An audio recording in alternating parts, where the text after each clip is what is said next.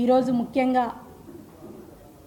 మీ అందరితో ఇలా కలవడానికి కారణము, నేను 2014 నుంచి టీడీపీ కార్పొరేటర్గా 49వ డివిజన్కి కార్పొరేటర్గా నేను పనిచేస్తూ ఉన్నాను. దాదాపు 2 టర్ములు అంటే పూర్తిగా 12 సంవత్సరాలుగా నేను ఇక్కడ కార్పొరేటర్గా ఉంటూ ఉన్నాను. అయితే ఇన్ని సంవత్సరాల్లో వైసీపీ గవర్నమెంట్లో మనం ఎన్నో ఇబ్బందులకు ఎన్నో కష్టాలు ఓర్చి ఈరోజు ఒక కూటమి ప్రభుత్వంలో, మా తెలుగుదేశం ప్రభుత్వంలో, మా లోకేష్ అన్న గారి సారథ్యంలో ఈరోజు తెలుగుదేశం పార్టీ రావడము, అలాగే మేము కూడా తెలుగుదేశం పార్టీకి సంబంధించిన కార్పొరేటర్ అవడము చాలా గర్వంగా ఫీల్ అయినాను. కాకపోతే ఈ మధ్య కాలంలో మరి 49వ డివిజన్లో, నా డివిజన్లో బిల్టప్ సర్కిల్లో గత చాలా సంవత్సరాలుగా 20 సెంట్ల స్థలం, ఒక కార్నర్ బిట్టు నా పేరు మీద ఉంది.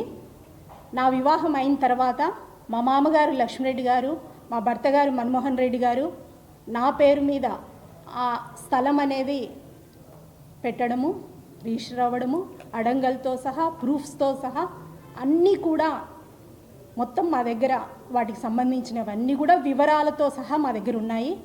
ఆ స్థలం నాది. అలాగే ఆ స్థలాన్ని మేము కూడా ఈరోజు ఒక వేరే అవసరాల కోసం, ఒక హోటల్ కానివ్వండి, వేరే ఎవరైనా పెట్టుకుంటానంటే వాళ్ళకు మేము అన్ని ఏర్పాట్లు చేసి వాటిని రెంట్లకు కూడా ఇవ్వడం జరిగింది.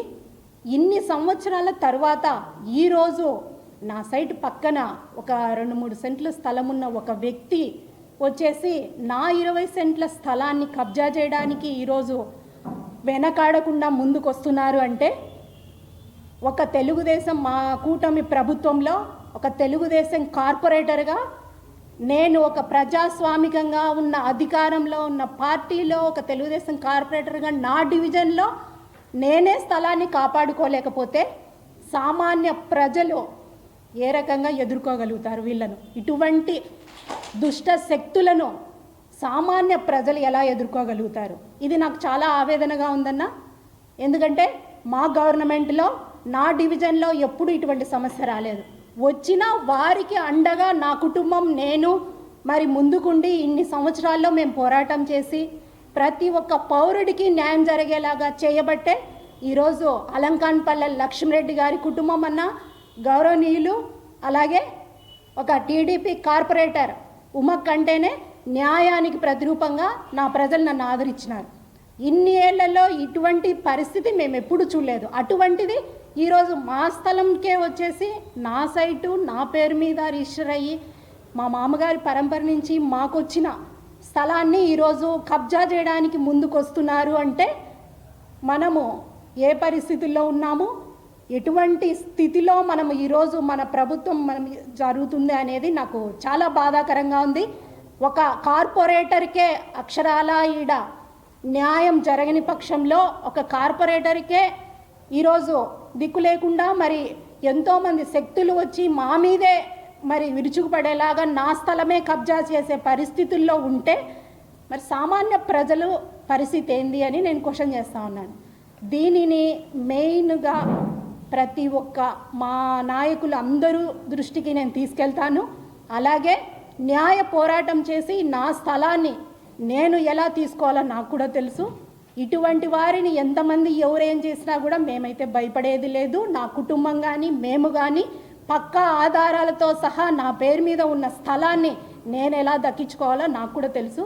కాకపోతే ఈ ప్రెస్ మీట్ పెట్టడానికి కారణం ఏమంటే ఈ విషయం ప్రజల్లోకి వెళ్ళాలి. ఎందుకంటే ప్రజల సమస్యలు తీర్చే ఒక కార్పొరేటర్కే ఇటువంటి పరిస్థితి వచ్చింది అంటే మన ప్రభుత్వంలో మనం ఎంత ఇబ్బందులు పాలవుతున్నాం అనేది మన మెయిన్ నాయకుల దృష్టికి కూడా వెళ్ళాలి. అలాగే మా కమిషనర్ గారి దృష్టికి వెళ్ళాలి. అలాగే మన కలెక్టర్ గారు కానివ్వండి, ఇక్కడున్న ప్రతి ఒక్క పెద్దల దృష్టికి వెళ్ళాలి. మాకు న్యాయం జరగాలి. మాకు న్యాయంతో పాటు మిగతా ప్రజానీకం జోలికి, ఇటువంటి దుష్టశక్తులు మా మీదకి వచ్చిన వారు మిగతా వాళ్ళ జోలికి కూడా పోకుండా ఉండేలాగా, వారికి కఠిన శిక్షలాగా వేసేలాగా మరి అందరూ కూడా చర్యలు తీసుకోవాలి. కాబట్టి మేము ఈరోజు ఈ ప్రెస్ మీట్ పెట్టడం జరిగింది. న్యాయ పోరాటం చేసి ఖచ్చితంగా నేను కోర్టు ద్వారానే న్యాయపరంగానే నా స్థలం నాకైతే దక్కుతుంది. ఆ నమ్మకం కూడా నాకు ఎప్పటికీ ఉంది. ఇటువంటి వారు ఎవరైతే ఈరోజు నా స్థలాన్ని దగ్గరికి వచ్చి మమ్మల్నే ఈరోజు ఇబ్బందులు పాలు చేసి ఒక దౌర్జన్యంగా, ఒక దుర్మార్గంగా నా స్థలం దగ్గరికి వచ్చి ఈరోజు చేసేవారి అందరికీ కూడా నేను హెచ్చరిస్తున్నాను.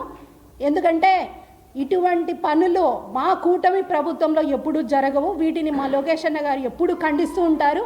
మాకు ఆయన అండగా ఉన్నారు సాక్షాత్తు. ఒకవేళ ఆయన అండగా లేరనుకొని ఒకవేళ ఏదన్నా ఇటువంటి పనులు చేసినా కూడా తస్మాత్ జాగ్రత్త. నా స్థలం నాకు ఎప్పటికీ వస్తుంది.